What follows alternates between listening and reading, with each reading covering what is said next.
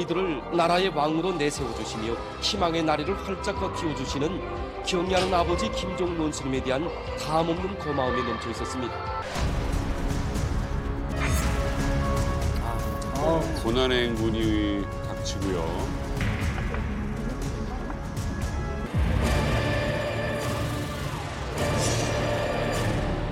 일부 지역에서 아사자가 속출하는 등 식량난이 심각한 것으로 보고 있다고 말했습니다.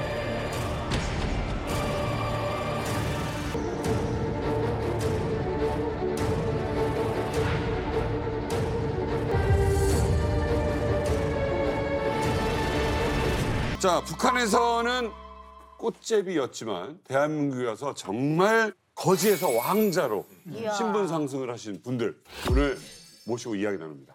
네, 그중에서 먼저 이제 미국 트럼프 전 대통령이 국정연설에서 직접 그 사연을 소개한 분이 계십니다.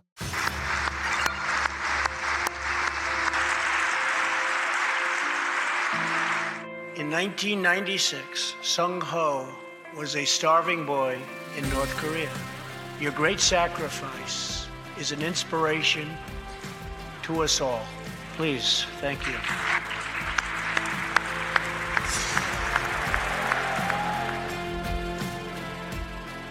이 꽃제비들의 왕초에서 이제는 국회의원으로 전 탈북민들의 목소리를 대변하고 계신 지성호 의원님 나와주셨습니다. 안녕하세요. 어떻게 잘 계시죠? 예, 열심히 일하고 있습니다. 예. 또 한 분 소개해드리도록 하겠습니다. 이 북한의 재벌집 외동아들에서요. 한순간에 꽃거지로 전락했지만 전 세계를 누비면서 탈북민들의 인권을 알리고 있는 분입니다. 이삼주 씨 나왔습니다. 네, 안녕하십니까.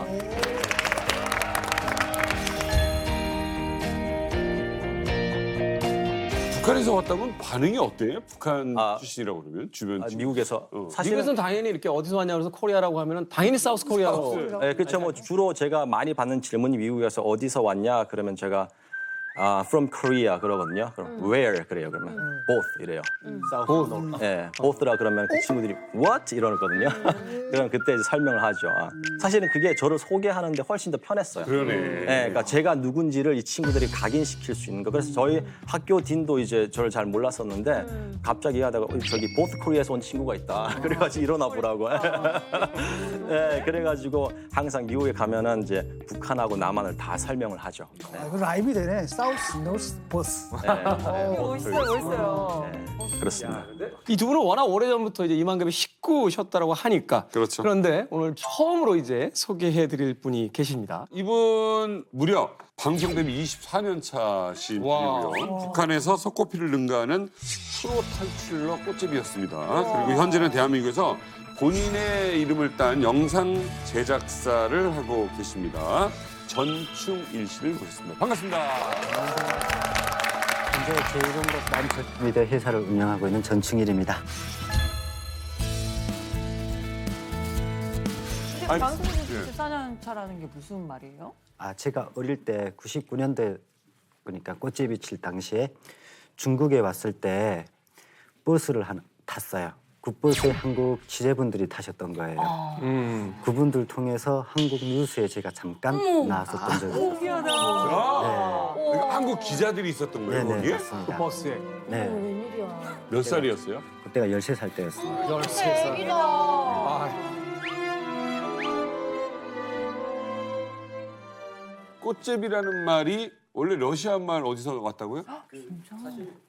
러시아에서 유래됐다고는 하는데 정확하게는 아직 밝혀진 건 아닌 것 같더라고요. 러시아의 꽃제브니쿠, 꽃제비니쿠. 네. 꽃제브니크. 부모가 없거나 부모가 계셔도 집에서 주거를 못하고 밖에 나와서 얻어먹거나. 그러니까 잠자리와 음식을 일정한 밖에서. 곳에서 해결하지 못하는 예. 사람. 아동가요들의 선율이 울려 퍼지는 속에 어린이들은 무럭무럭 자라는 자기들의 행복 넘친 모습을 춤동작과 민속놀이에 담아 펼쳐보였습니다.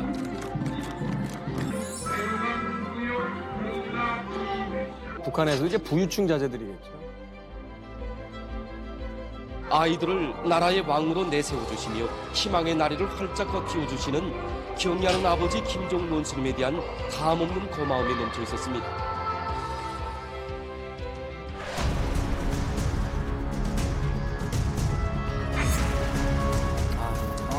고난의 행군이 닥치고요.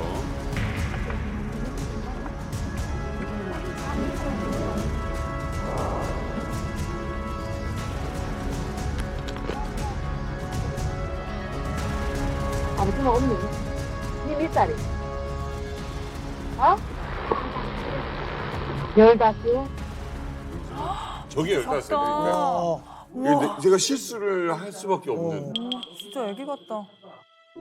노인과 꽃제비들은 쓰레기장을 뒤져 그나마 먹을 만한 것들을 찾거나 시장 구석에 서서 누군가 먹을 걸 나눠주기를 끝없이 기다립니다. 그것도 여의치 않으면 떨어진 음식을 누가 먹기 전에 급하게 주워 먹습니다. 국수 한 가닥이 떨어지길 기다리는 아이들이 있고요. 네, 저 질퍽거리는 땅에서 아우.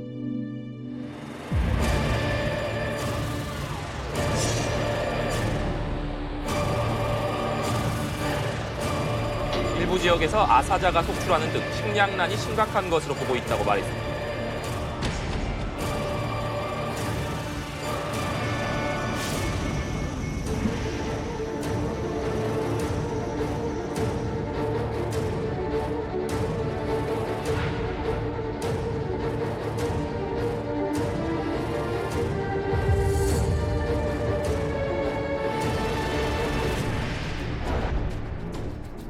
아니 근데 저도 얘긴 들었거든요. 김정일 시대 때는 아이들을 그 못 먹고 꽃제비들도 많다는 얘기 들었는데 이게 김정은 시대까지 연결되는 줄은 정말 몰랐어요. 그러게요. 뭐 사정이 좀 좋아졌다라는 이야기가 한때 들리기도 했었는데 이게 옛날 영상이나 지금 영상이나 찍은 거 갖다가 이렇게 두면 어느 게 예전 건지 모를 정도죠. 예, 화질 변화만 조금 있을 편이 아닌가라는 생각이 들고요. 예전에 평양에서 부잣집 아들이었다가 꽃제비 생활을 하신 성주 씨는 왜 꽃제비가 되셨던 거예요? 사실 저희 가족은 이제 김일성이 있을 때까지는 잘 살았어요. 그리고 사실은 저는 북한에 있을 때, 평양에 있을 때죠. 교과서에서 배워주는 선생님이 설명해주는 그런 글귀가 제 눈에 하고 일치했어요. 그래서 저는 북한이 세상에서 가장 행복한 나라인 줄 알았어요.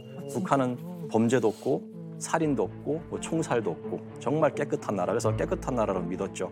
그러다가 1994년 7월 8일에 김일성이 죽어요. 그리고 나서 3년 동안 김정일이가 이제 유훈 통치라는 걸 하거든요. 김일성이 죽기 전에 말을 남긴 걸 가지고 북한을 다스리는 거예요. 근데 사실 말이 유훈 통치지 그 3년 동안 아버지의 그 사람들을 슬슬 이렇게 청소하는 작업, 그러니까 그런 작업을 하는 거를 저희 아버지가 이제 보게 되는 거죠. 그러면서 저희 아버지도 군인이니까 상관이 없어지게 되면 엄청 열받잖아요. 그래서 친구들 모인 자리 술자리에서 위대한 수령 김일성 동지가 없는 북한은 더 이상 희망이 없다. 이렇게 이 이야기를 한 거예요. 그러니까 술김에 이야기한 거예요. 그래서 그 아버지 말했던 그 워딩이 이제 보고가 된 거예요. 그래가지고 졸지에 그냥 짐을 싸라는 거예요, 아버지가. 그래가지고 평양을 나왔죠. 나와가지고 간 곳이 함경북도 경성군이라는 곳이었어요. 굉장히 멀리 떨어진 거예요? 네.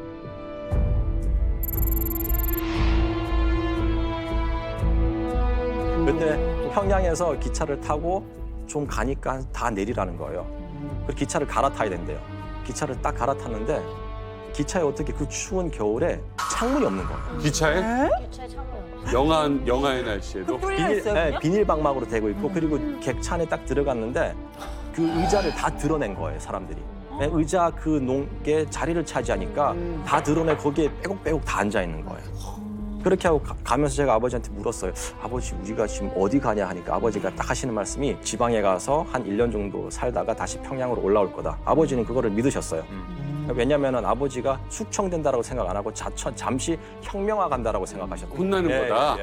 실제로 그랬다 오는 사람이 있었어요. 많아요. 네, 많아요. 그렇게 갔는데 참 놀랐어요. 왜냐하면 집을 봤는데 집이 평양에 있는 개집, 개우리보다 더 못한 집인 거예요. 네, 그렇게 이제 저희 아버지가 그런 말실수로 북한에서는 이거를 말반동이라고 하거든요. 말반동에 걸려서 이제 추방된 거죠.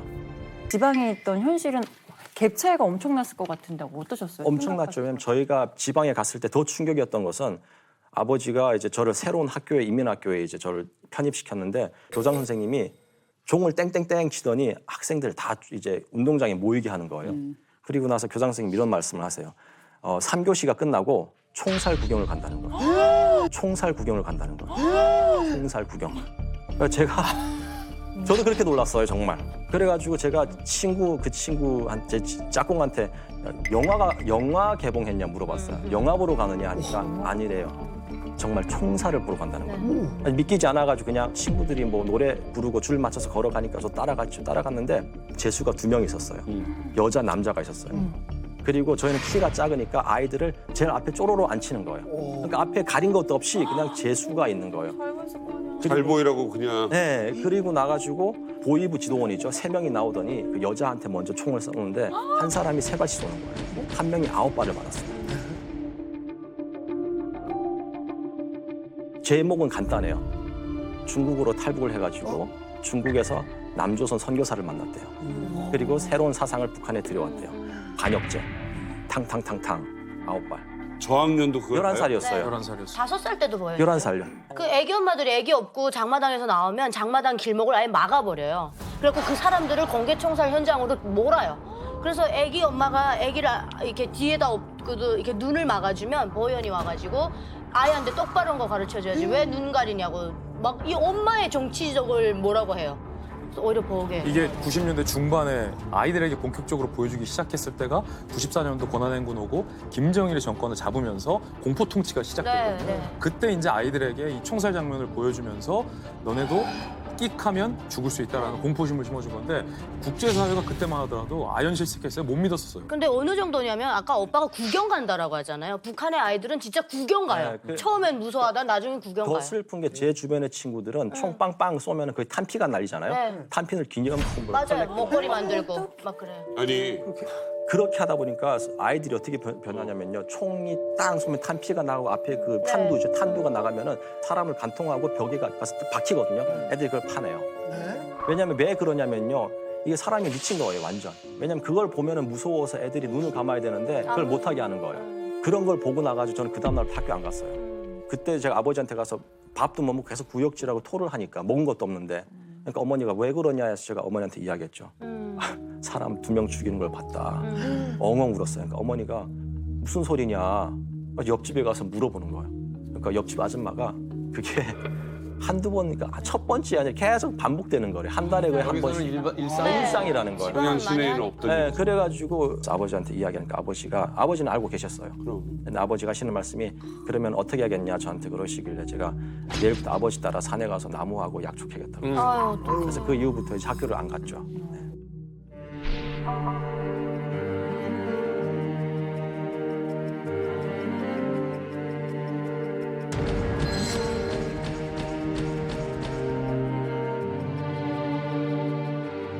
아니 그렇게 해서 1년을 버틴 거예요?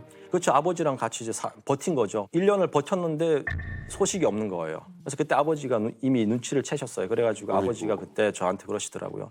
일주일만 시간을 달래요. 중국에 가서 맛있는 꽈배기하고 사탕을 갖고 온대요.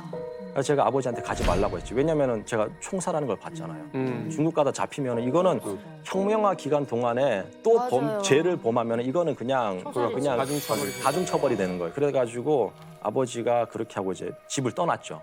집을 떠난 다음에 어머니가 또 식량 구하러 집을 나가셨고 사실은 어머니 소식은 아직도 몰라요. 어머니가 나갈 때 제가 잘 때 나가셨어요. 편지를 머리맡에 이제 놓고 나가셨는데 편지 내용도 그렇게 뭐 구구절절하지 않았어요. 가마솥에 강냉이 죽을 끓여놨다. 먹어라. 어머니가 일주일 후에 돌아오겠다. 강냉이 죽이 다 떨어지면 그때 물하고 소금을 꼭 챙겨 먹어라.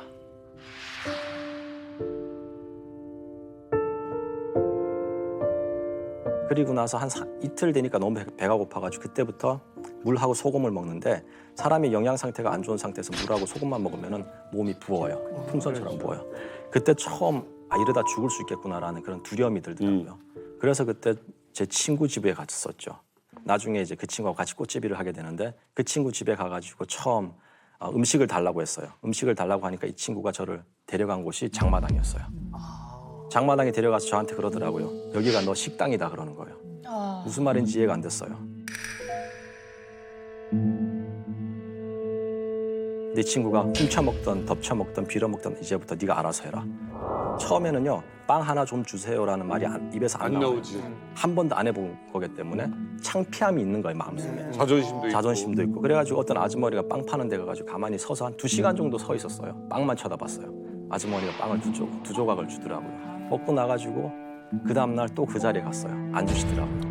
그때 처음 훔치려고 했었어요. 근데 잡혔죠. 왜냐면은 하도 이제 훔치는 사람들이 많으니까 빵에다가 소쿠리에다 빵을 담아놓고 그 위에다 구물을 쳐놔요.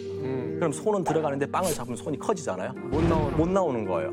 그래서 잡혀서 엄청 맞았죠. 맞고 나니까 그때 용범이라는 친구가 12살이었어요. 저하고 동갑이었는데 12살짜리 아이가 저한테 이런 이야기 했어요. 야, 죽을래 살래? 그 이야기를 저한테 질문을 하더라고요. 제가 그때 살고 싶다 그랬어요. 그러면 훔쳐라 그러더라고요. 그때부터 이제 꽃제비 생활을 시작했고 사실은 북한에서 꽃제비라고 하면 벌레예요. 평양 외의 아이들은 그 거지예요. 처음에는 주워 먹고 훔쳐 먹고 나중에는 이게 꽃제비도 약간 게임 하다 보면 우리가 레벨을 깨잖아요. 주워 먹는 데부터 시작해가지고 점점점 올라가면서 나중에는 이제 쓰리를 하게 돼요. 쓰리가 뭐예요? 네. 저희 같은 경우 꽃제비들이 정말 빛의 속도거든요. 스치기만 하면 몸에 있는 거 다 털려나간다고 보면 돼요. 그래서 우리 같은 사람들 아이스크림 먹을 때 항상 부모님들이 이렇게 감싸주고 이렇게 잘 먹어야 돼요. 안 그러면 아이스크림도 순간 내에 없어져요. 그래서 먹는 게 장마당에서 먹는 게 전쟁이에요. 꽃제비들 피해서. 그러다가 이렇게 잡히면 이게 엄청 이제 맞고. 레벨이 한 중간 정도 된다. 이게 중간이라고. 상위는 상위는 이제 저희가 그 혹시 면도칼 아세요? 네. 양날 알죠, 면도칼. 알죠. 알죠. 여기다 끼거든요. 2개를 껴요. 옛날 소매치기들 주로. 네, 그래, 2개를 그래. 끼고 그리고 면도칼은 항상 어디다 보관하냐면 여기 카라 밑에다 보관을 해요. 저희가 7명이면 조가 있어요. 3명이서 하면은 따는 사람 있고 빼는 사람 있고 마무리하는 사람이 있고.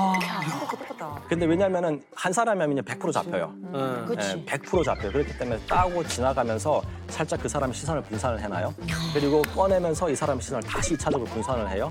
그럼 이 사람이 뭐야 이러면서 이미 마무리가 된 상태예요. 맞아요. 없어요. 그리고 이 사람이 지갑이 없네 이러고 이렇게 주섬주섬 하면은 이미 그 자리는 그냥 저희 없어요. 근데 옆에 있는 꽃제비 잡잖아요. 벌써 얘네들 없어요. 이게 벌써 다 딸래 어디 갔어요. 그래서 네. 그렇게 하면서 주로 하고 사실은 소매치기는 주로 역에서 많이 해요. 열차 안에서. 시장에서는 처음 이제 이 중간 레벨 친구들, 훔치는 친구들, 덮치는 친구들이 주로 시장 통해서 있고 거기를 졸업하게 되면 주로 역으로 가는 거죠. 북한의 지갑이 또 진화의 변천사가 있어요. 얘 돈봉투를 해가지고 그냥 천으로 만든 봉투를 이렇게 주머니에 넣고 안주머니에 넣고 옆주머니에 넣는데 하도 꽃제비들이 많이 훔치니까 그 돈봉투를 배에다 차요. 맞아. 전대를 해요. 그래가지고 겨울에는 거의 불가능해요. 옷이 두껍기 때문에 이게 안 돼요. 그래서 보통 이제 여름에는 옷이 얇기 때문에 좀 알려요. 티가 나요. 그럼 이제 그런 게 이제 타겟이 되는 거죠. 계속. 아니 궁금하시면 요즘 유럽 여행을 가보세요. 가면 이렇게 소매치기를 당하는구나. 당해보셨군요. 유럽. 여행 자주 다니시는 분들은 앞서 이야기한 것처럼 가짜 지갑을 하나 차요. 진짜 돈은 맞아. 신발 같은 데다 넣고 여기다 가짜를 하나 차더라고. 유럽으로 제가 한번 여행을 가보자. 북한 유럽에 꽃제비가 갔어요. 유럽에 네, 갔을 유럽에 때. 유럽 꽃제비 그래가지고 제가 스페인으로 갔는데 이게 광장에 갔는데 스페인에 소매치기 많아. 네, 그러니까 광장에 갔는데 이게 제 눈에 이제 소매치기 애들이 이렇게 싹 스캐너를 들어오는 거예요. 보면 눈빛을 보면 보이는 거죠. 언어도 안 통하고 뭐 아무것도 안 통하는데 딱 보니까 이 친구들이구나. 그러니까 이게 눈에 들어오는 거예요. 코너마다 보여요. 그래서 안 되겠다 해가지고 이게 지혜로운 토끼는 굴을 여러 개 파잖아요. 그래가지고 돈을 나눠가지고 이렇게 넣었어요. 근데 결국 하나가 털렸어요.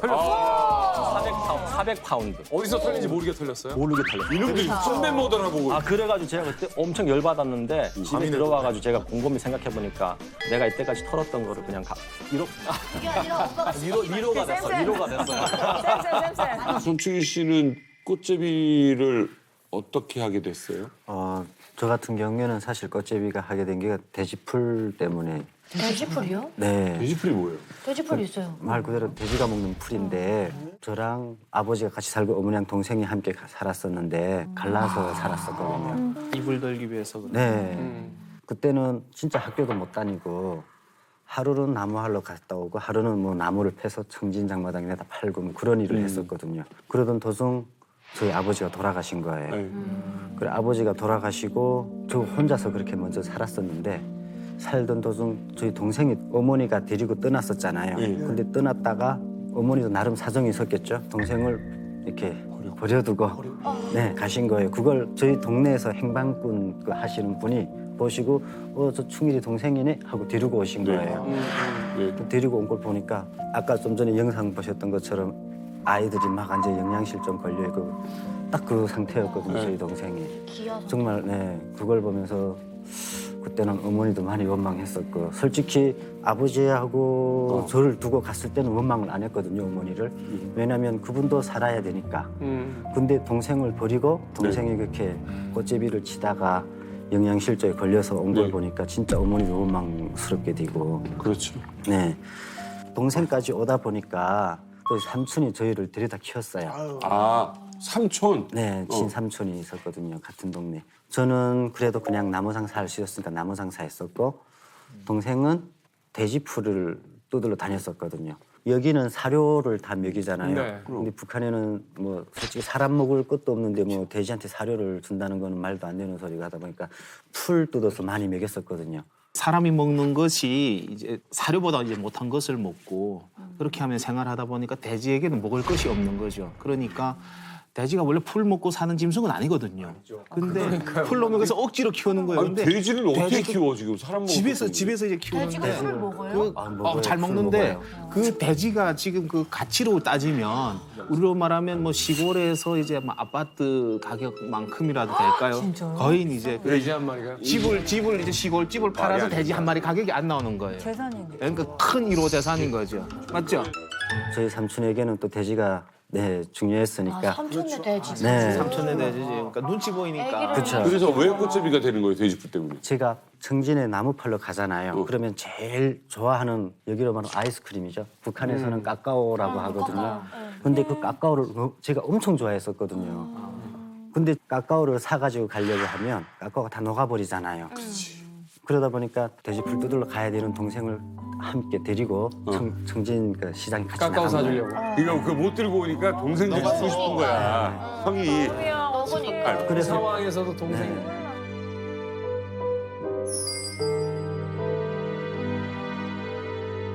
그래서 동생을 사 먹였는데 근데 딱 그날따라 삼촌이 그 장에 나온 거예요. 삼촌이 장에 나와서 저희 그 동생이랑 함께 있는 것을 목격한 거예요. 그래서 거기서 또 삼촌한테 엄청 맞았거든요. 풀 뜯으러 안 가고 네. 깎아 먹으러 간다고. 맞아요. 풀 뜯어야 되는데. 꼭 동생한테 먹어보고 싶고 왜냐하면 제가 엄청 좋아하는 음식이고 하다 보니까 근데 그건 또 저희 동네는 팔진 않고 그때 동생도 맞고 저도 맞고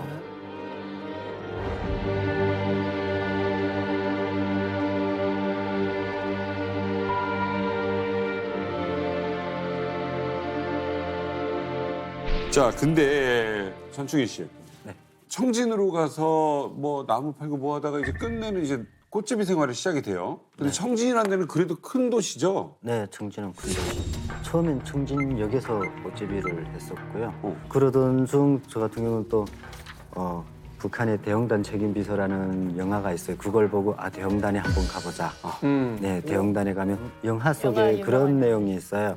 꽃제비의 아이들을 그 책임비서가 받아서 걔네를 키워주는 그런 장면이 있거든요.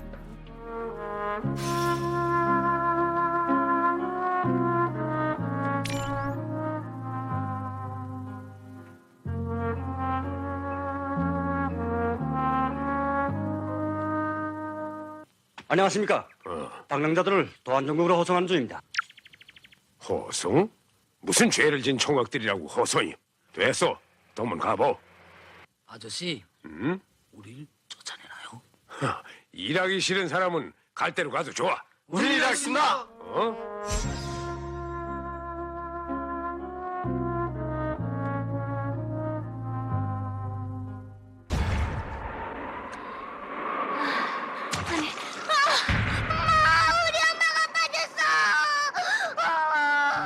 저러다 진짜 사람 많이 빠졌어요. 아유.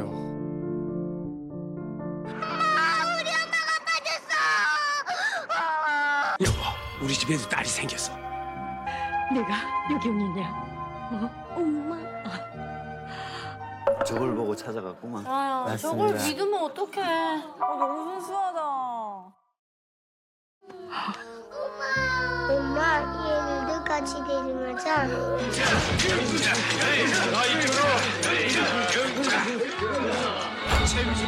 정말 이렇게 가십니까? 우리도 함께 가겠습니다. 그만들 하라는데. 기억이 나겠네, 딱 그게. 네, 저는 그게 딱 확실하게 기억이 나서 차라리 대형단 한번 가보자. 먹을 거 찾아가보자. 있겠다. 네. 그래서 대형단을 가기로 결심을 했거든요. 대홍단에 우리가 익히 그 들었던 그 감자. 왕 감자 거기 그게 맞나요? 그쵸? 네, 맞아요. 진짜요? 네.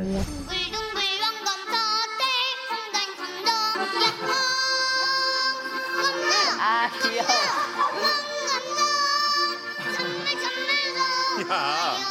나 미치겠다.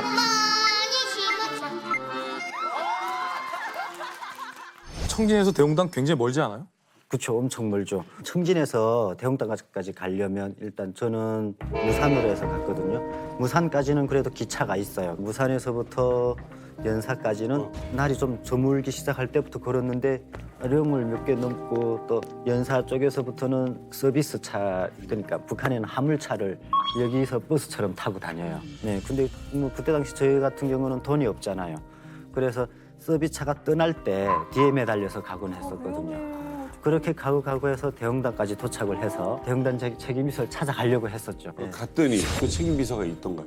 아니요, 책임비서는 솔직히 저희 같은 사람이 책임비서를 만날 수는 없는 거죠. 그냥 그거는 네, 방금 영화처럼 그냥 선전 내용이었었고 책임비서는 못 만난 대신 그 경비 감자 서시는 분인데 그 자기 경비 그 막인데 그걸 빌려주시더라고요. 거기서 자면서 감자도 마음대로 묶고 있으라고. 진짜? 네. 착한 분이다. 그렇죠. 제가 그 속에서도 진짜 좋은 분 만나서 감자라도 마음대로 먹을 수 있기는. 결국 대웅당까지 갔는지 저는 들으면서 이해가 되면서도 마음이 아팠던 게 저 드라마가 막 99년에서 2001년도까지 북한 내부에서 방영됐을 거예요. 근데 94년, 97년까지 북한이 고난행군 초기에 많이 죽었어요. 부모들이 다 굶어 죽거나 아니면 돈 벌러 아이들을 버리고 나가니까 97년 이후부터 꽃제비 문제가 사회적으로 대두됐는데 96년, 97년까지만 해도 북한이 대외적으로 꽃제비는 없다였어요. 가짜뉴스다. 요즘 말로 가짜뉴스다 했었는데 97년, 98년, 99년 되면서 사회적으로 꽃제비가 양산되니까 당국이 하는 말이 거짓말인 걸 북한 주민들이 보는 거예요. 그러니까 이 드라마를 만든 이유가 북한 주민들에게 꽃제비가 있다는 걸 인정하되 이 꽃제비들은 우리 당국 책임이 아니다. 우리가 발견하고 우리 품으로 오기만 하면은 우리가 다 걷어들일 수 있다. 개인의 비극이지 저건 국가의 비극이 아니야. 그런 거죠. 우리 국가는 그래도 품어주고 있다. 대웅단으로 알아. 니네 대웅단으로 못 와서 그렇다. 그러니까 대웅단을 가잖아요. 근데 현실은 드라마는 달랐던 거죠.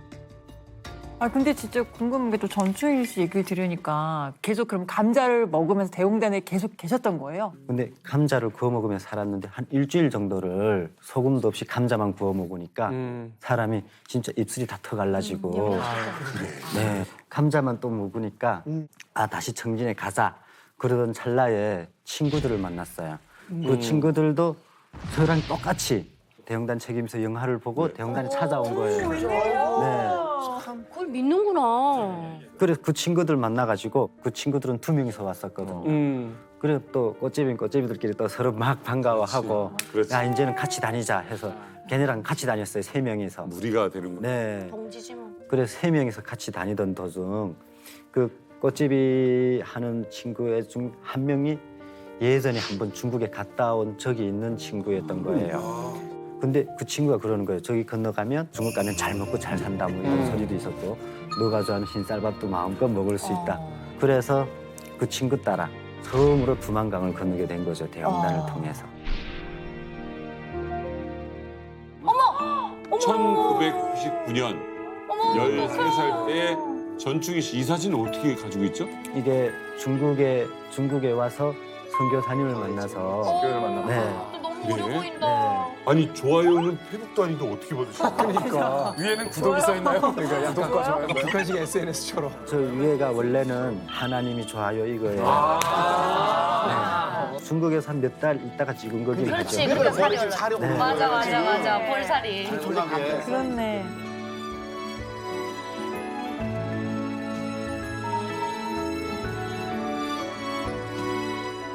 지성무 의원께서는요?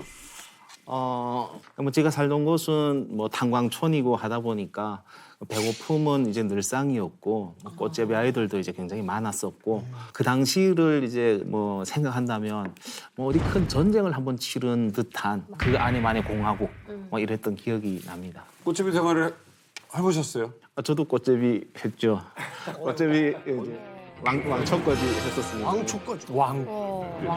이제 이야기를 듣다 보니까 흥미로워지는 것은 이제 각 개인의 어떤 생존을 도모하는 과정에서 이제 무리들이 생기기 시작해요. 그러면서 이제 점차 이제 꽃제비가 하나의 어떤 집단화되는 이런 과정들을 보여주는데, 근데 그렇게 사회가 만들어지면 필연적으로 이제 계급도 나눠진단 말이에요. 그렇죠. 앞서도 지성 의원님께서 자랑 아닌 자랑처럼 내가 그 꽃꽂이들 사이에서 왕초였다. 들었어요. 저도 들었어요. 네, 왕초였다라는 이야기가 아직까지 귀에 지금 남아 있는데 여기서 좀 궁금해지는 게 이런 겁니다. 그러니까 이 왕초는 어떻게 되는 겁니까? 이게 뭐 투표로 되는 겁니까? 아니면 뭐 키가 커지 더 큰 사람이 되는 겁니까? 다 이제 어린 아이들이 이제 뭐 각자가 뭐 생활을 해야 되는 아이들이 있고 뭐 그러다 보니까 혼자서는 또 살아가기 어렵죠.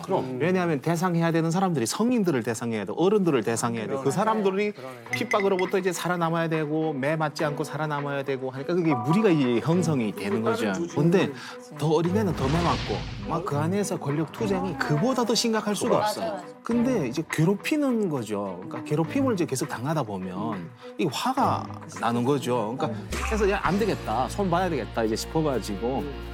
뭐 죽기 아니면 살기가 한 번 있었습니다. 그러니까 왕초랑 지성 의원이랑 싸운 거죠. 그렇죠. 제일 센 놈을 이제 제낀 거예요. 근데 이게 제일 센 놈을 이제 제낀 거예요. 근데 이게 나는 딱 제끼니까 이게 쫙 정리가 되는 거예요. 그다음부터 착착착착착 해가지고 완전 이제처럼 어차피 한 120명 있는 거예요. 유치원 애들부터 시작해가지고 그 무리 대장이 지금 된 거죠. 그래서 이야기했어요. 그러니까 사실은 배급을 줘야 되는데 우리는 배급을 못 받고 아버지는 너희처럼 일하고 체제가 나쁘다는 소리는 대놓고는 못했죠. 그러면 정치본 가니까 하여튼 우리 주기로 대통령을 주지 않기 때문에 우리 훔치고 먹어도 괜찮다. 근데 서로 싸우지 말고 뭉쳐야지 산다. 그렇지. 그래서 내가 있는 동안은 너희 절대로 싸우거나 그러진 말고 그걸 했었죠. 근데 말 잘 들었습니다, 애들이. 사실 뭐 저도 비슷한 경험이 있는데 저희가 이제 제가 꽃제비를 할 때 한 7명의 친구들이 있었어요. 저희 나이 또래가 다 비슷했고. 근데 이제 꽃제비들이 이제 한 지역의 시장에서 한 3개월 이상 되면은 더 이상 비즈니스를 할 수가 없어요. 비즈니스. 그렇지. 여러 팀이 있을 거 아니에요. 왜냐하면은 상인들이 저 얼굴을 다 알아봐가지고 그렇겠다. 저희가 다른 지역으로 옮겨야 돼요. 그럼 옮기면은 그 지역에 항상 저희 또래 친구들이 있어요. 또 있고. 당연히 이제 더 이제 나이 많은 형들도 있고. 그렇지. 그러다가 저희가 이제 도둑기차라고 하죠. 북한에서는 그냥 통행증 없이 그냥 달리는 기차에 매달려서 가는 거예요. 그래서 청진시 라남구역이라는 데가 있어요. 라남 장마당이 있는데 거기로 갔어요. 거기로 가니까 거기에 저희 또래 친구들이 또 있는 거예요. 갑자기 거기서 물어오는 거예요. 대장이 누구냐. 무서워. 네, 대장이 누구냐. 그때까지 저희는 대장이 없었어요. 근데 진짜 저희 친구들이 약속을 한 듯이 다 한 발씩 뒤로 딱 물러나는 거예요. 저만 딱 이렇게 갑자기 서 있는 거죠. 영화에서 본 건데. 얘란 말도 없이 그냥 한 발씩 딱 물러 저만이 가만히 서 있었어요. 제가 나중에 알고 친구들한테 왜 그랬냐라고 물어보니까 너가 그래도 평양에서 왔고 태권도도 할 줄 아니까 싸움을 잘할 줄 알았다. 그래가지고 그때 엄청 맞았어요. 주먹 발이 안 보이는 거예요. 졌죠. 그래서 끌고 나가가지고 한 4번, 5번 그렇게 맞다 보니까 제가 깨달은 게 있었어요. 그게 뭐냐면은 길거리 싸움은요 많이 맞아봐야 늘어요. 그렇지. 딱 맞으면은 그때 이제 주먹이 어느 타이밍에 들어오고 발이 어느 타이밍에 들어오는지 보여요. 그럼 그때 피하고 태권도 발차기로 딱 하면 되는 거예요. 그렇지. 이겼어요. 5번 만에? 그렇지. 아이들이 제 친구들이 뭐랄까 완전 무슨 통리를 이룬 세상을 다 오든 의욕이 접수했구나. 이러면 또 자신감이 붙거든. 그리고 자신감이 확 붙는 거예요. 그럼 성준 그 시장에 보통 몇 팀 정도가 있어요? 시장에 몇 팀이라기보다 많아요. 왜냐면 이게 꽃제비도요, 뭐 가족제비, 청제비, 노제비, 군제비, 그러니까 여러 가지 꽃제비가 많아요. 모임의 성격들이 다 네, 그러니까 근데 이제 나무를 잃어버렸다고 했는데 그걸 나무만 전부 그러니까 훔치는 아이가 있고, 그러니까 북한에는 빨래를 해가지고 다 빨랫줄에 널거든요. 그럼 밤에 가서 그 빨래를 훔치는 친구들이 빨래를 시장에서 여러 가지가 많아요. 그래서 그 안에서 룰이 있어요. 최소한 여자는 어린 아이들은 우리가 훔치지 않는다. 두 번째는 우리가 쌀알 한 포를 우리가 얻어도 7등분해서 나눠 먹는다. 그게 없으면 사실은 살아남기가 어려워요. 그리고 상인들이 꽃제비를 되게 무서워해요. 꽃제비들한테 상인들이 찍히잖아요. 그럼 그 사람 그곳에서 비즈니스 못해요. 저희가 가가지고 계속 상인만 작살내고 계속 괴롭혀요. 그러다 보니까 나중에는 어떻게 되면 아까 말씀하셨다시피 꽃제비들이 나이 든 꽃제비들이 상인들 뒤를 봐줘요. 그러니까 이게 조폭이 되는 거죠 원래. 마피아의 형성 과정이. 상인은 돈이 있잖아요.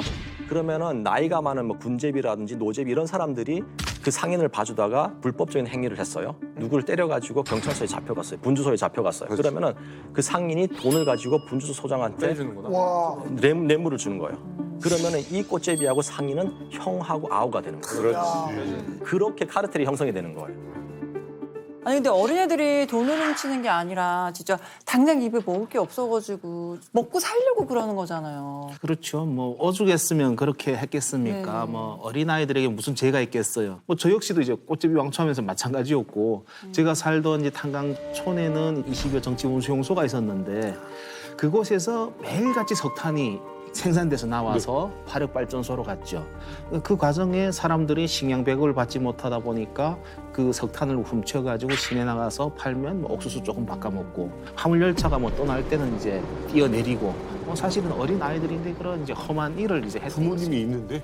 예, 그 부모님이 있는데 아버지, 어머니 다 노력해도 먹을 것을 구하지 못해서 가족들이 굶고 있으니까 그러니까 누군가는 무엇이 하나 마치든지 간에 이제 나가서 모든 노력을 다 해야만 하는 것이죠. 전반적인 사회 환경이 그렇다 보니까 오히려 뭐 가족에서는 장려할 만한 그런 일이었고 그러면 이제 동생들은 어떡하겠어요? 그러니까 저보다 더 어린 이제 동생 둘이 있는데 우리 형님이 또 나가서 꽃집에 했으면 파랗게 이제 되는 거죠. 어떤 집은 이제 식구가 4명이면 식구가 다 꽃제비예요. 근데 뭐 어린애는 뭐 가서 무 도둑질해 온다든지 그리고 뭐 아빠는 뭐 속탄 훔쳐 온다든지 이렇게 자기 맡은 역할을 해서 4명이 다 꽃제비 생활하는 분들도 있어요. 그러니까 꽃제비가 꼭 부모를 잃은 아이들만이 아니라 노인들도 있어요. 집에서 나와서 아예 할머니들도 있고 할아버지들도 있고. 그러니까 앞서 이야기한 것처럼 그냥 각자가 생존을 네네, 각자 책임져야 노생이에요. 되는 거잖아요. 네. 어떤 시스템이 완전히 붕괴됐고 가족에서 부모들이 어떤 가족을 책임질 수 있는 그런 환경도 조성이 안 되고 자기 먹을 건 자기가 알아서 구해라.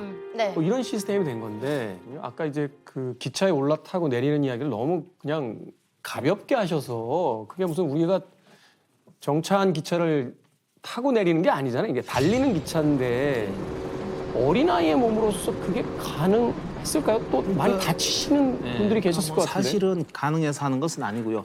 살기 위해서 해야만 하는 거고 그나마도 그 달리는 열차에 매달리는 사람은 그래도 그날의 행운을 잡은 것이고 그 열차에 매달리지 못한 뭐 어린 꽃제비라든가 뭐 할머니라든가 이런 분들은 그날의 운이 없는 거죠. 심지어는 이게 뛰어내리는데 잘못 뛰어내리면 철교에서 떨어져가지고 쭉 수직으로 떨어가지고 즉사한 친구도 있었고요. 아니 의원님은 어떻게 사고가 난 거예요?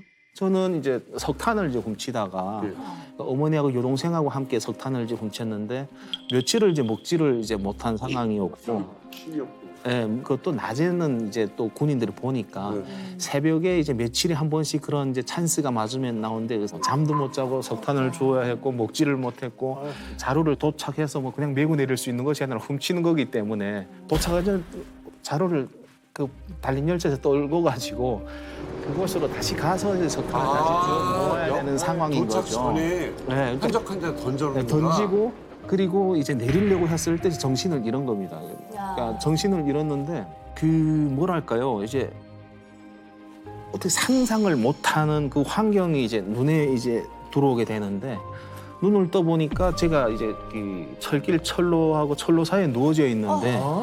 그 보니까 저 왼쪽 다리가 60톤 화물 열차들이 그 제 다리를 밟고 이제 지나간 거예요.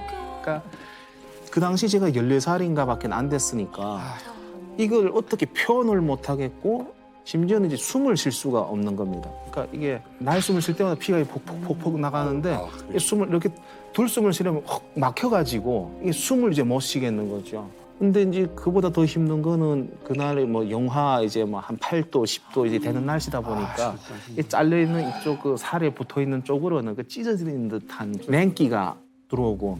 근데 사람들은 그 제가 이제 그 철길에 쓰러져 있는 거 보는데 사람들은 다 저를 두고 자기가 부른 석탄 자르러 가는 거죠. 왜냐하면 훔친 것을 다른 사람이 또 훔쳐가요.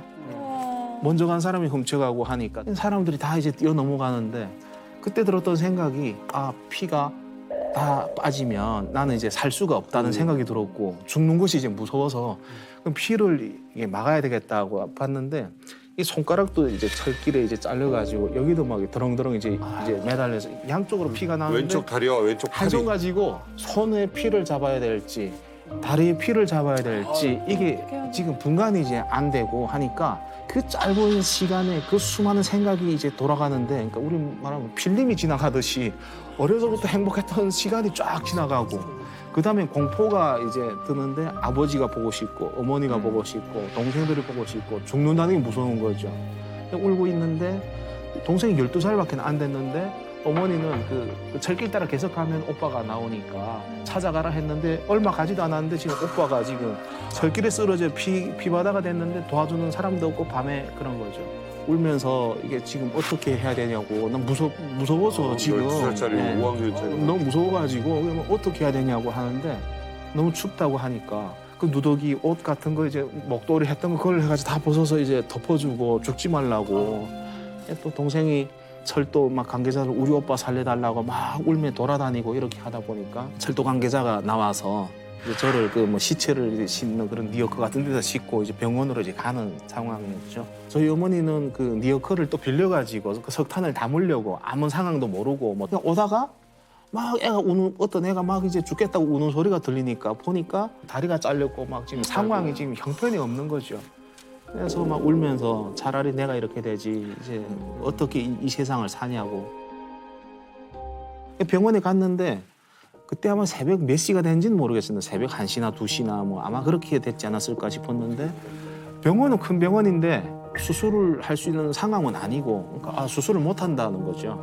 근데 저희 어머니는 살려달라고 막 의사 이제 바지가랑이 잡고 울고 불고 막 난린 겁니다. 그러니까 의사가 하는 이야기가 그러면 그 수술할 이제 마취제라든가 수혈할 피라든가 이런 뭐 항생제나 이런 걸 지금 갖고 왔냐? 회령시도 작은 곳은 아니어서 앰뷸런스도 있고 그런데 이제 그거는 이제 저희들이 이제 탈 수 있는 것도 아니고 의약품도 이제 그 비상약품인데 저희 같은 사람 주는 것이 아니라 자기 간부들이 써야 되는 거죠.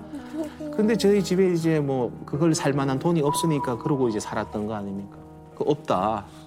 근데 저를 들어서 이제 침대에다 이런 수술 침대에다 눕히는데 마취가 없는 상황에서 지금 이제 눈을 뜨고 지금 있는데 이제 그 누더기 같은 옷을 이제 가위로 서걱서걱 이제 베는 것이 다 보여요. 근데 누더기 같은 옷을 다 자르니까 마취가 안 된 상태에서요? 마취 안 하고 그러니까 마취할 약 자체가 없는 거죠. 그러니까 그리고 이제 누더기 같은 거 다 잘라내고 이제 그 뭐 고무 같은 거를 한 3번 이렇게 묶는 것 같아요. 그러니까 이 고정을 이제 고정을 시키는데 의사가 묻는 거죠. 너 살고 싶냐? 그래서 처음엔 너무 살고 싶은 거예요. 나 우리 살고 싶고 이제 세상을 다시 걷고 싶다. 그 살고 싶으면 말 잘 들어야 되고 알겠습니다 하는데 말 잘 들을 수 있는 환경이 아닌 거예요. 수술용 메스 갖다 살을 베어내기 시작하는데 이게 살을 베어내는 소리가 이 다리 살을 베어내는 소리가 다 들리는 거예요. 석석 이제 살을 베어내는데 이게 너무 고통스러우니까 그 영양실조 걸렸는데 뭐 힘이 어디서 나왔는지 모르겠는데 거의 발악을 한 거죠. 그러다 보니까 고무줄이 튕겨나간 겁니다. 이제 묶어있던 고무줄이. 그러니까 막 뺨 때리면서 난 살고 싶다면서 왜 이제 가만히 있지 않고 그러냐고. 근데 가만히 있고 싶은데 이게 참을 수가 없는 겁니다. 사람의 신체가 그런 방식으로 되나? 근데 그 14살밖에 안 됐는데 지금 또 시간이 얼마 갔는지는 모르겠는데 그 다음에는 또 톱을 갖고 오는 겁니다. 그 다음에는 또 톱을 갖고 오는 겁니다. 톱을 갖다가 이 뼈를 써는 겁니다. 이게 그 소리가 이 척추, 뭐 손 이게 다 연결돼 있으니까 막 그 떨림이 기절을 할 만큼이나 이제 막 나 이제 죽을 것 같다 이런 싶은데 그 고함 소리가 사람에게서 그렇게 큰 이게 그 고함 소리가 난다는 자체가 저도 놀라웠는데 그게 사람 소리인지 짐승 소리인지도 모르겠는데 차라리 그냥 정신을 잃었으면 차라리 나을 것 같아요. 근데 이제 정신도 잘 안 있는 거예요. 그러니까 조금 잃으려고 해도 또 이게 그게 막 너무 고통스러우니까 그래서 이제 톱으로 뼈를 썰고 나니까 이게 또 각인한 부분을 이제 줄칼 같은 거로 해가지고 또 이게 그 뽁뽁뽁뽁뽁 가고 있는 거예요. 그러니까 이게 정신을 잃었어요 그때. 정신을 잃었다 눈을 이제 떴는데 눈을 떠보고 손이 없어진 겁니다. 손목이 없어지고 여기 그 붕대로 묶어가지고 이게 묶어놨는데 그 어린 나이에 그걸 보니까 또 이제 끔찍한 거지. 내 손이 없어졌으니까. 근데 아마 한 3시간 반 정도 이제 그런 수술을 했는데 제가 봤을 때는 이제 지옥이 있다면 이보다 더 이제 그 고통스러울까. 그러니까 의사가 안고 이제 수술장 밖으로 나갔는데 어머니는 정신 잃고 이제 쓰러지고 여동생은 그때부터 무서워서 그냥 벌벌벌벌 떨고 그냥 이제 무서워서 밤새 이러고 있고 그 소식을 듣고 이제 아버지가 내려온 거죠. 그 사고가 났다 해가지고. 근데 그 아버지한테다 주는 게 그 아들이 다리를 자르고 손 자르고 그 누더기 옷을 해서 그 수술 폐기물을 갖다가 묻으라고 이제 주는 거죠. 근데 저는 이제 수술만 끝나면 고통이 끝날 줄 알았는데 근데 이제 그 병원 원장이가 돌아보더니 아니 이 수술도 잘못했다는 겁니다.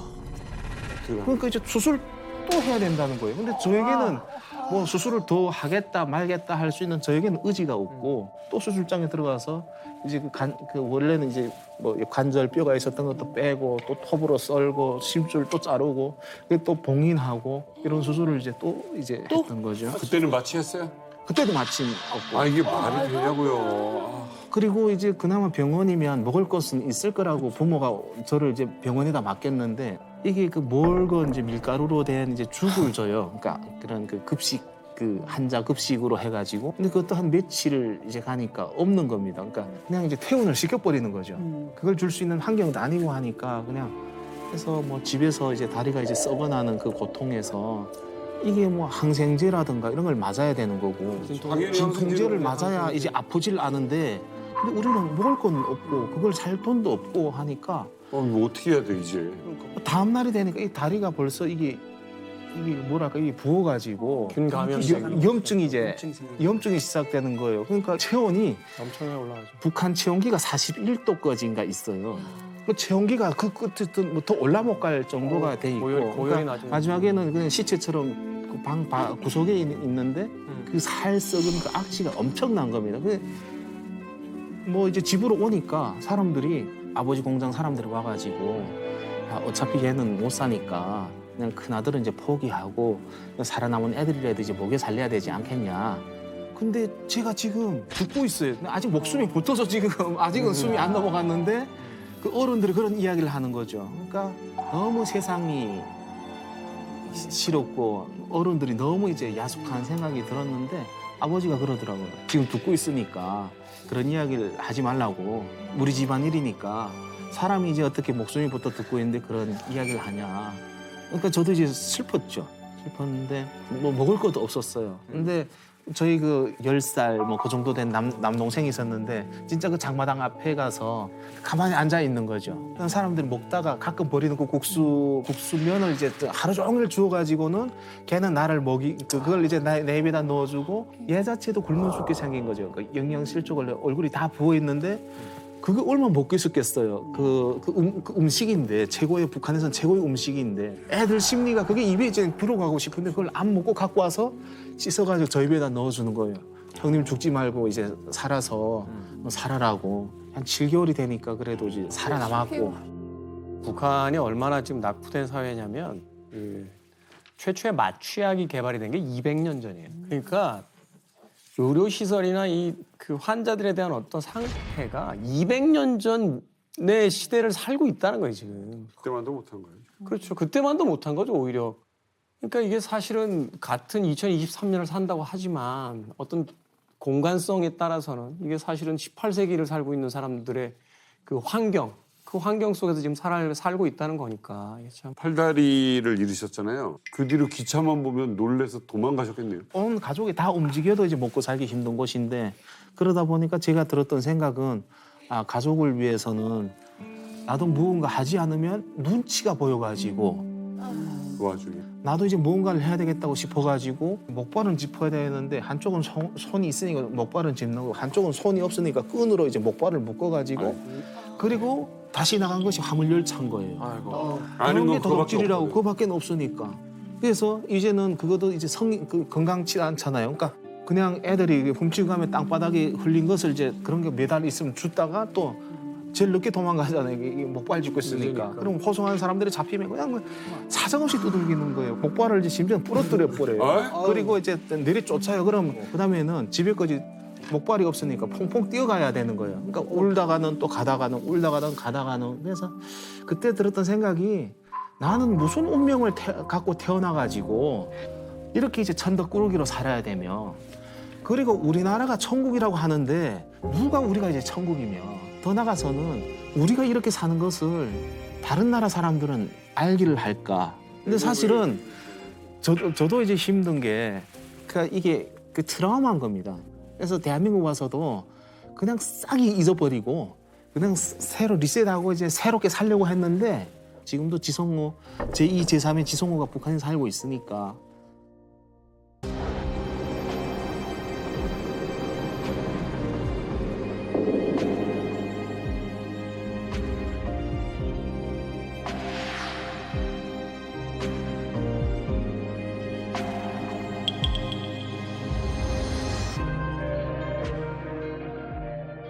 사실은 꽃제비를 하다 보면은 꽃제비라는 것이 그냥 바닥에 버러지예요. 꽃제비가 죽었다 해가지고 누가 묻어주고 술 부어준 사람 아무도 없어요. 죽은 시체면은 그 간할 분주소에서 나와가지고 그 아이를 관에다 넣는 게 아니라 벼로 짠 가마니가 있어요. 가마니에 넣어서 실어가요. 어디에 묻히는지도 몰라요. 그리고 또 길거리에서 죽어가는 사람들이 있어요. 특히 겨울에 많이 얼어 죽거든요. 그러면은 아침에 항상 분주소에서 직원들이 나가, 뭐 직원들이겠죠, 나와서 자는 사람들을 발로 툭툭툭툭 차요. 안 일어나는 사람이 한두 사람이 있어요. 그러면 그 사람들이 이 시신을 자기들이 움직이는 게 아니라 불러요, 꽃제비 아이들을. 그럼 꽃제비 아이들을 보고 어디까지 옮기라 그래요. 옮기냐면 뭘 주냐면요, 속도전 가루떡이라고 해가지고 그런 떡을 한 덩어리를 줘요. 그럼 그걸 먹고 아침배를 든든히 채웠잖아요. 그러면요, 어떻게 되냐면 그게 한두 번, 두세 번 반복되다 보면은 밤잠을 자기 전에 나도 모르는 기도가 친구들도 이야기를 해요. 중얼대요. 야, 내일 또 사람이 죽었으면 좋겠다. 그러니까 이게 우리가 인간이 악해서 그런 마음이 생기는 것이 아니라 구조가, 사회적 구조가 그렇게 인간을 만드는 거예요. 그런 말 있잖아요. 한두 사람이 죽으면 비극이지만 이게 수천 죽고 수만이 죽으면 그냥 단순한 통계학이다. 반복이 되다 보면 이제 둔감해지고 처음에는, 나중에는 무감해지고, 그 다음에 이제 나는 살아야 되거든. 그러니까 오히려 타인의 죽음이 뭐냐면 나한테는 기회가 되는 거고. 그러니까 외려 보통 사람들은 남이 안 죽기를 바라는데 오히려 죽기를 바라는 그런 상황까지 온 거죠. 이게 바로 그 북한 인권의 문제예요. 지난 10년간 남북 문제를 얘기할 때 북한 인권을 얘기하는 사람들을 도외시했어요. 왜 거시적인 남북 대화와 종전협정, 비핵화 얘기를 하는데 자꾸 북한이 싫어하는 인권 얘기를 꺼내서 남북 관계를 망치느냐. 이제는 남북 대화도 좋고 남북 관계 다시 해야겠지만 그것과 별개로 북한 인권을 우리가 이야기해야 되는 이유가 바로 여기에 있는 겁니다. 근데 얘기를 들어보니까 그런 막 진짜 상상도 못할 일을 당했던 나이들이 다 너무 어린 나이들이잖아요. 근데 이게 정말 어린 아이들이 이런 걸 느끼면 안 되는 게 맞는데 참 어떻게 보면 진짜 비극이 아닐까 싶어요. 너무 마음이 아팠어요. 근데 저희들이 좀 궁금한 거는 이제 그 불편한 몸으로 이제 탈북을 하셨는데 그게 이제 어떻게 가능했는지 그 이야기를 좀 해주시면 될 것 같은데. 이곳은 나라가 아니다. 그러니까 이제 제대로 된 체제가 아니고 언젠가는 남한으로 가야 되겠다 싶었는데, 그 당시에도 저에게는 우족도 없었고 우수도 없었고, 그 목발을 부러뜨리면 또 만들고 목발을 부러뜨리면 또 만들고 몇십 개를 갈아치운지는 모르겠는데 아버지가 이제 만들어 주시고 이렇게 하면 그걸 이제 짓고 살았는데, 그걸 짓고 이제 탈북을 해야 되는 상황이었죠. 근데 사실은 그때 저희가 들었던 생각은 우리 다 함께 남한으로 가야 되겠다. 아버지도 이제 모셔가고 이제 뭐 가족들도 함께 가야 되겠다 싶어가지고 정말 이제 치밀하게 준비를 하려고 했죠. 근데 사실은 그 당시에 이제 북한 그 보위부가 탈북해 남한 가려고 했던 것까지는 몰랐지만 어디로 지금 도망가려고 한다는 것을 눈치를 챈 거죠. 그래가지고 어디로 가려고 하냐 하고 치조를 하는 그런 과정에 네, 여기 있다가는 이제 안 되겠다. 지금 어떻게 도망가야 되는데 도망갈 길이 없는데, 그날에 그 무슨 생각이 들었는지 모르겠는데 그 보위부, 그러니까 정심이 이제 풀어줬어요. 풀어주면서 가서 한 시간 줄 테니까 그걸 써가지고 오라. 그러니까 뭐 반성문이나 같은 거 써가지고 오라 하는데, 그때 들었던 생각, 별의 순간이다. 이쳐야 되겠구나. 그래가지고 사실은 뒤에서 이제 뭐 현장을 급습하려고 한다는 생각까지도 있었지만 도망가야 되겠다. 급하게 도망 나오다 보니까 남동생하고 나오게 됐는데 안 좋을 때라 3일 밤낮을 이제 눈이 왔는데 그러니까 무릎 뭐 이상으로 이제 눈비가 막 섞인 것이 4월 말에 그렇게 이제 쌓였던 겁니다. 그래서 남동생하고 두만강에 나가니까 그 해가 나면서 물이 다 녹아가지고 물이 막 흙탕물이 이제 엄청난 거예요. 근데 뭐 물에 빠져 죽냐, 잡혀서 죽냐. 지금 이제 그런 이제 상황에서 나는 물에 빠져 죽기 싫으니까 이제 잡혀서 죽자. 남동생은 뭐하는 소리야. 지금 여기까지 왔는데 넘어가야 된다.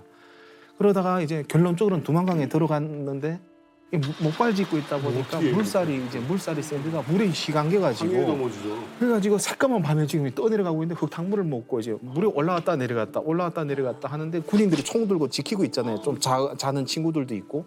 제가 살려주세요 하면 이제 총으로 쏘는 거죠. 그러니까 살려주세요도 못 맞다가 물고로 들어가고 뭐 이렇게 지금 이제 하는 상황인데 정신을 잃었죠. 눈을 떠보니까 쓰러져 있는데 막 흙탕물 먹은 걸 다 토하고 이제 보니까 중국 쪽에 나와 있는 거죠. 그러니까 남동생이 따라 내려오면 그 제 머리채를 잡고 끌고 그래도 중국 쪽까지 넘어간 겁니다. 그래서 이제 중국이 이제 넘어가 보니까 뭐 바로 대한민국으로 갈 수 있는 확률이 없고 중국에서 라오스, 미얀마, 태국까지 6,000km를 돌아야 이제 자유를 찾아 넘어온다는데 동생하고 이야기했어요. 그러니까 너라도 살아남아야 된다는 생각이 들어서 한 명은 성공해야 가족이 모여 사니까 동생을 먼저 떠나보내고 후에 목발을 짚고 이제 중국을 거쳐서 뭐 라오스, 미얀마, 태국까지 정말 몇 달 동안 걷고 또 버스를 얻어 타고 오토바이를 얻어 타고 택시를 얻어 타고 그래서 이제 그 누대기 거기다가는 또 손이 없어 끈으로 묶고 거기 뒤에다는 또 뭡니까 그 누대기 같은 그 가방 안에 갈아입을 옷이랑 물에 뭐 먹을 거 이렇게 하니까 딱 티가 나죠. 또 이제 뭐 정글을 넘어오는데 또 그게 정글에서 뒤쳐져 가지고 이제는 이제 뭐 날도 어두워지지. 그러니까 뭐 이게 또 무서워지는 겁니다. 이제 근데 이제 짐승이 나올 것 같고 차라리 그때 뭐 굶어서 죽던지 아니면 뭐 다리 다쳐서 죽던지 물에 빠져 죽던지 이게 또 남이 나라에서 짐승밥이 또 되게 생겨서 근데 이제 또 정말 우연치 않게 또 도움이 이제 또 생겨가지고 내려가서 메콩강을 타고 태국까지 가가지고 이제 대사관으로 이제 들어가서 살아남았죠. 근데 이 사람들이 놀라는 겁니다. 지금은 3만 명 시대인데 그때 탈북자 3천 명도 없었죠. 그런데 이제 팔다리 없이 이제 지금 6,000km를 돌아가지고 팔다리 없이 지금 목발 짚고 넘어온 겁니다. 지금. 그러니까 와, 뭐 어디서 왔냐? 북한에서 왔다고. 북한 어디서 왔냐? 이렇게 해서 넘어왔고 이제 자유가 그렇게 소중해서 넘어왔다. 그 남동생은 같이 그때 남동생은 이제 살아남았죠. 먼저 왔어요, 남동생이? 조금? 보니까 남동생은 이제 먼저 태국에 도착해가지고 기다리고. 이 친구는 앉아서 기도하고 있더라고요. 진짜 내가 갈 때. 근데 이제 와 보니까 자기가 현실을 와 보니까 형이 살아올 확률이 없는 거예요. 그러니까 누가 오다 가다 만난 사람이 누구 형제라야 그래도 둘러매고 오던 머리채로 끌어잡고 두만강을 건너던 할 텐데 그래서 기도하고 있더라고요. 우리 형님 살려달라고. 그래서 동생을 이제 만났고 그래서 이제 뭐 반갑게 이제 만났죠. 또 궁금한 게 있어요. 그 나머지 가족분들 있잖아요. 그 나머지 가족분들은 어떻게 됐는지. 예. 어머니하고 이제 남동생 이제 만났어요. 그러니까 살아남아가지고 대한민국에 어머니. 네, 지금 이제 살고 있고. 그래서 정말 이제 기적 같은 일이죠. 근데 이제 정말 슬픈 것은 두만강을 건널 때 제가 북한에 애가 있었어요. 그러니까 한 2돌이 이제 안 된 딸 애가 있었는데 근데 이제 정말 슬픈 것은 두만강을 건널 때 제가 북한에 애가 있었어요. 그러니까 한 2돌이 이제 안 된 딸 애가 있었는데 그 데리고 탈북할 수가 없었던 게 이제 온 가족이 하면 그 누군가를 도와줄 텐데 남동생도 저하고 같은 집에서 출발한 게 아니라 다른 곳에서 이제 일하고 있다가 이제 도망치는 상황에서 어디서 만나서 넘어와야 되는 상황이고 하다 보니까 애가 있었는데 애를 못 데리고 이제 탈북을 했었죠. 근데 할아버지가 있었죠. 할아버지하고 얘하고는 좀 굉장히 친하고 남아있는 가족이 둘이다 보니까 뭐 걔에게는 할아버지가 정말 우주 같은 사람이고 근데 아버지가 밖에 내가 약속했던 거는 3개월 뒤에 내가 모시러 오겠다고 약속하고 갔는데 이게 3개월이 아니라 6개월, 7개월 이렇게 되는 거죠. 제가 뭐 하나원이라는 그 교육기관을 나오기 한 며칠 전에 그때 어떻게 닿아가지고 전화 통화를 이제 하게 됐는데 애를 만나게 됐어요. 전화상으로. 근데 애를 만나게 됐으면 얼마나 이제 기쁩니까? 저는 이제 자유에 성공을 했고 다 같이 이제 넘어와가지고 자유를 살려고 이제 너희 미래는 이렇게 살면 안 되니까 이제 목숨을 걸고 저 나왔던 것도 있는데 나와서 이제 전화 통화를 하는데 애가 대답을 안 하는 거예요. 그 연결해 준 사람이 야 그래도 아버지가 그거 하는데 왜 이제 대답을 안 하냐고. 저도 이제 뭐라 계속했어요. 근데 가만히 좀 싫어 이런 소리가 이제 수화기로 들리는 겁니다 지금. 싫어 계속 그러는 거예요. 근데 어른들은 계속 자초가 싫다고 막 이러던 게 마지막에 한 소리 아빠 미워 하는 거예요. 그러고 막 통곡하며 우는 거예요 애가. 무슨 2달 반밖에 안 되는 어린애가 저렇게 통곡하며 울 일이 뭐 있냐. 그리고 밖에 나와서 북한에 이제 연락을 취해 보니까 아버지가 애를 얻고 이제 두만강을 건너던 중에 군인들에게 체포당한 거예요. 군인들에게 체포당한 거예요. 체포당해가지고 저희 아버지가 고문당해서 돌아가신 거예요. 그러니까 얘하고 할아버지하고 둘이 지금 잡혀가지고 할아버지 매 맞아 죽는 걸 계속 본 거예요. 그러니까 이제 그 트라우마가 있으니까 그러니까 이제 잡혀가지고 할아버지가 매 맞아 죽는데 결과적으로는 아빠에 대한 그런 분노 같은 것이 있었던 거죠. 그러니까 보지 말아야 될 걸 이제 애가 봐버린 겁니다. 그래서 그 후에 이제 애를 찾으려고 이제 정말 이제 엄청 노력을 했어요. 대학교 다니면서도 이제 노력을 했고, 근데 결과적으로는 제가 알게 된 거는 애 못 낳는 집에 이렇게 입양 비슷하게 보내졌는데, 그래서 무슨 질병을 해가지고 애가 죽었다는 이야기를 들은 거죠. 그러니까 애가 죽었다는 이야기를 들은 거죠. 그러니까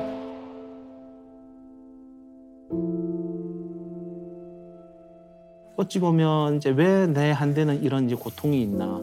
할머니가 굶어 죽었잖아요. 아버지는 매 맞아 고문당해 돌아가셨고, 저는 팔다리를 북한 땅에 잃었고, 애는 이제 북한 땅에서 이제 죽었고, 그러니까 4대가 이제 북한 이제 김씨 정권으로 인해 가지고 이런 이제 고난을 이제 겪는데, 내가 지금 정상적인 삶을 살고 있다는 것 그 자체가 정상이 아니라고 생각해요. 저도.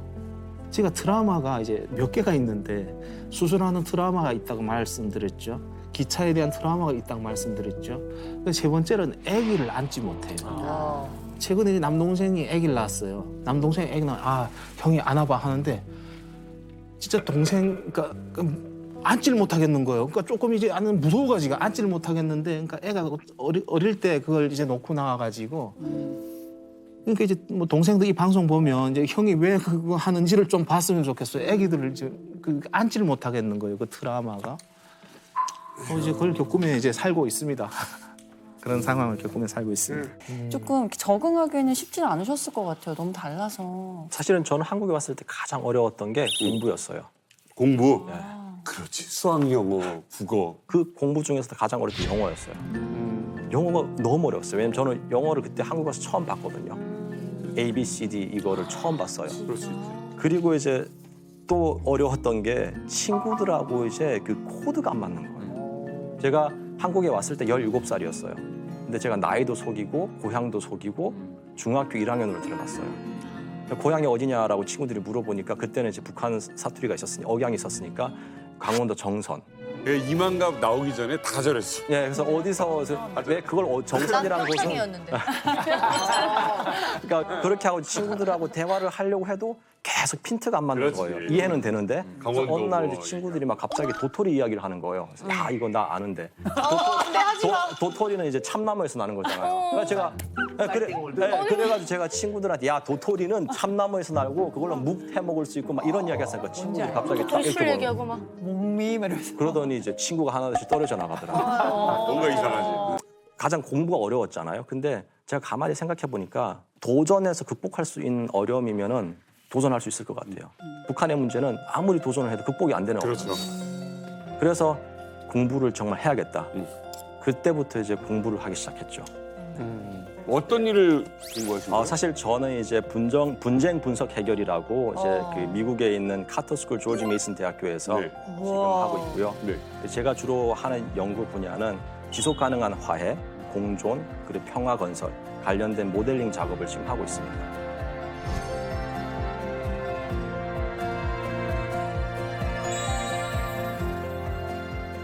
이게 보니까 오늘의 소제목이 왕자와 거지잖아요. 근데 거지였다가 다들 왕자의 삶을 살고 계신 것 같아서 너무나도 뿌듯합니다. 특히 이제 지성호 의원님 같은 경우는 탈북자 구출하는 일도 했고 지금 국회의원이 됐지만 국회의원이 되기 전에 또 미국에 넘어가서 그때 당시에 트럼프 대통령의 초청을 받아서 갔었잖아요. 그때 사실은 이 목발을 들면서 했던 연설이 전 세계인의 마음을 울렸었거든요. 아, 진짜 감동이었어요.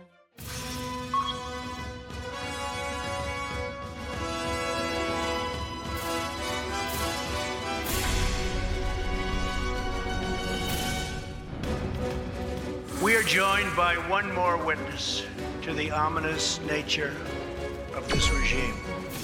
His name is Mr. Ji Sung-ho. 진짜 어머. 진짜 어머.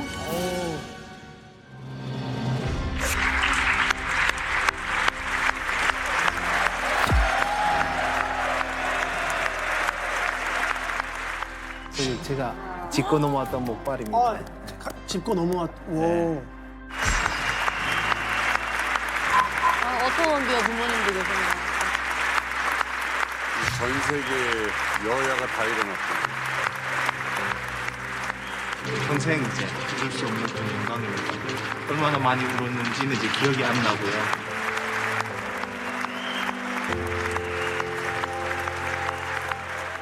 저 목발이 의미가 또 있는 목발이라서.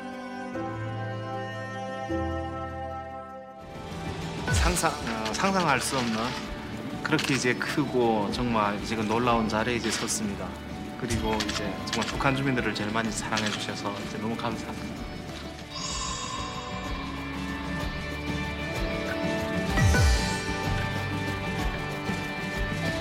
북한 주민들의 편에 서서 이제 그렇게 이제 해주신 것에 대해서 이제 더욱 이제 감사드리고요. 북한 주민들 사랑합니다. 이제 차례에서 일려와 주세요.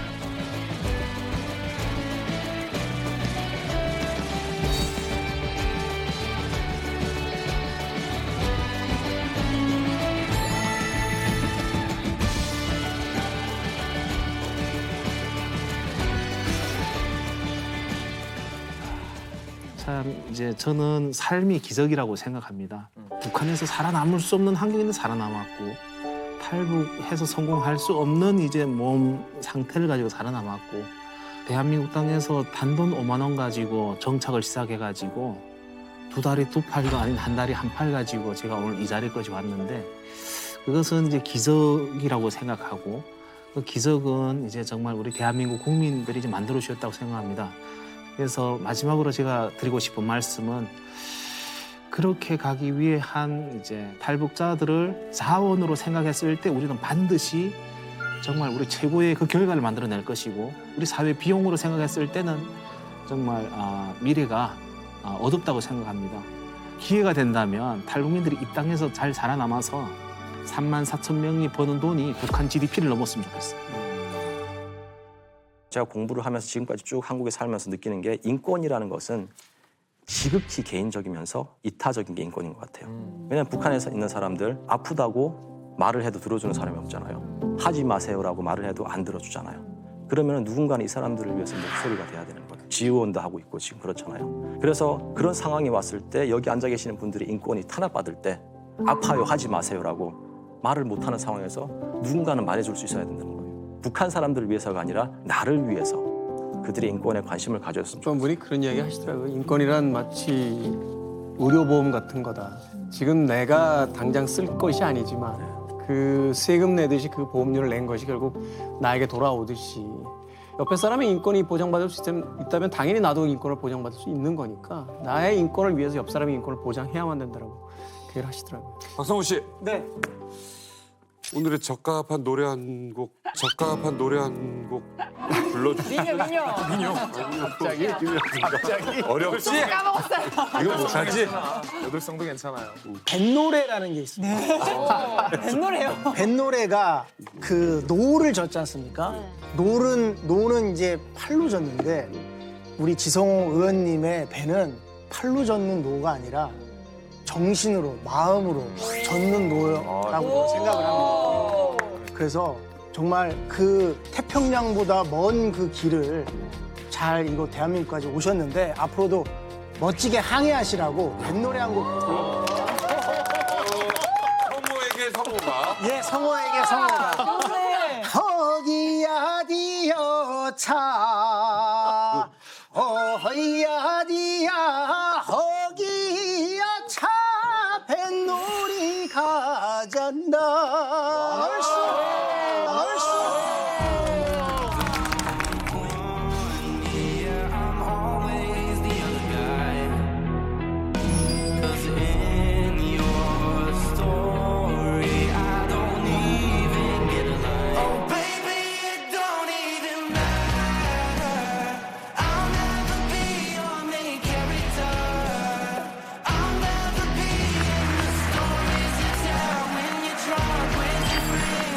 I know